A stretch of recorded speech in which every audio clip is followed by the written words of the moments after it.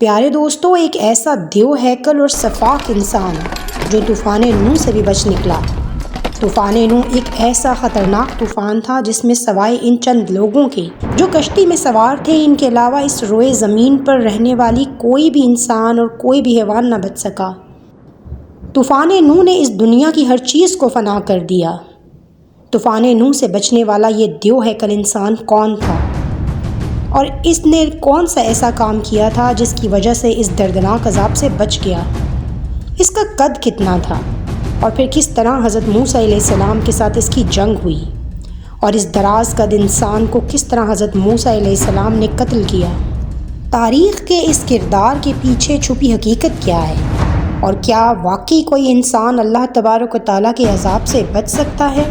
ان تمام تر سوالات کے جوابات قرآن و حدیث کی روشنی میں آج ہم آپ کو اس ویڈیو میں بتائیں گے۔